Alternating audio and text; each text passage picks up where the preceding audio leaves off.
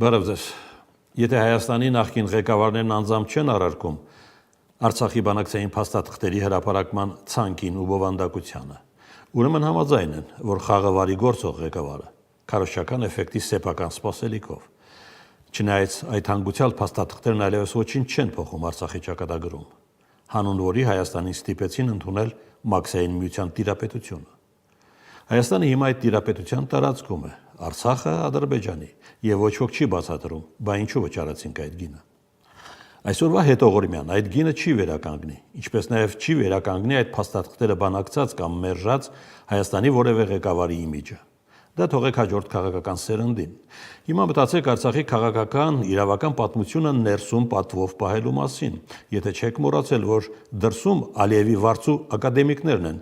ականջները սրած սպասում, թե ինչ կնվիրեն իրենց հայկական քաղաքական խոհանոցից Արցախի հայաթափումը մարսելու համար։ Հայաստանի ներքաղաքական բանավեճն ուղղակի դատապարտված է այդ սահմանը պահպանելուն։ Արցախի կորուսյալ պատմությունում հիմա որևէ մեկին փրկել հնարավոր չէ 2026 թվականի ընտրություններն ինչ արդյունք են ունենան, որովհետև նախկին ներկա առճակատումն Արցախի բանակցային պատմության մեռյալ թղթերի հաշվին Հայաստանի նոր ղեկավարի ընտրության բանալի չեն կարող լինել։ Բանալին քվեատուպում է, այնպես որ բանավիճեք ինչից ուզում եք, բայց հեռու մնացեք քվեատուպից։ Դա է հիմա Հայաստանի միջազգային միակ հենարանը։ Հաջողություն։ Բարև ձեզ։ Ինչու է Բաքվին ցավացրել Հայաստան-Եվրամիություն ռազմավարական գործակցության համաձայնագիրը։ Պատասխանը կարիք չկա փնտրել Հայաստանի արտգործնախարարության արձագանքում,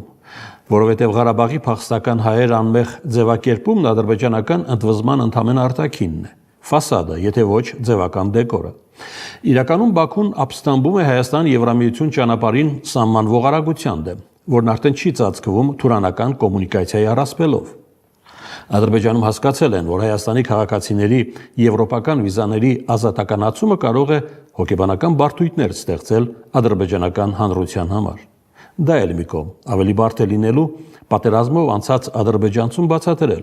թե ինչու է Վաշինգտոնը Ադրբեջանի փոխարեն մեծ ներդրումներ անում Հայաստանի բարձր տեխնոլոգիաներում, իսկ Եվրամիությունը միլիոններ տրամադրում Հայաստանի ատոմային էներգիայի անվտանգությանը։ Եվրամիության հետ Բաքվի խորացող դեմարշն այստեղ փնտրեք։ Հակառակ դեպքում հարկ կլինի բացատրել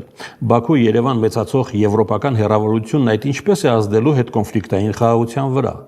Հետո ասեք, ինչպես կոչել այն մարդկանց, որոնց առևանգել են ռուս խաղապահի քթի տակից, եթե ոչ գերեվարված։ Նրանց ապօրինի դատավարության ու Արցախի մշակութային վանդալիզմի համար ինչ է Հայաստանն է մեղավոր, թե Եվրամիությունը։ Այնպես որ Եվրամիություն Հայաստան միջանցքում Ադրբեջանի տեղավորվելը հայկական օրակարգ չէ, բա ինչու է ադրբեջանական հիստերիան խցքում այդ օրակարգ։ Հաջողություն։